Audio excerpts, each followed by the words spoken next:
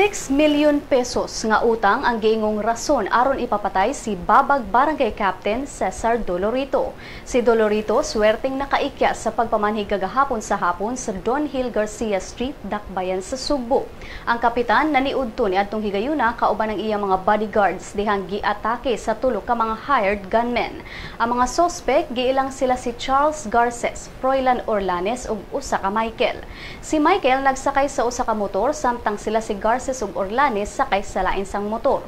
Si Police Station 2 Chief Will Demarcho nibutyag nga si Michael mao'y unang mipusil sa kapitan apan midagan kini human nagmalfunction ang pusil. Si Orlanes ni suwaysab og pusil sa kapitan apan napakyas. Naigo siya sa walang tiil human gipusil sa bodyguard sa kapitan.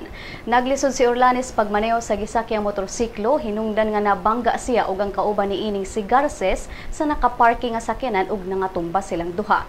Nataymingan ni adtong tungura nga dunay grupo sa mga pulis nga sakay sa patrol car ang milabay sa dapit ug daling gisikop sila si Orlanes ug Garces. Ang barangay kapitan kinsa aktibo sa real estate industry niingon nga nag-hire siya og bodyguard human siya nakadawat og mga death threats. Apan gilimod niya nga dili konektado sa politiko ang insidente. Si Garces ni admiter nga nidawat siya og 50,000 pesos aron patyon si Dolorito tungod kay mga nakay ang iyang asawa. Si Garces gibalhog na sa prisuhan samtang si Orlanes gipaubo sa hospital arrest. Ang ikatulong armadong lalaki nga si Michael padayong gawas no ning pagbalita.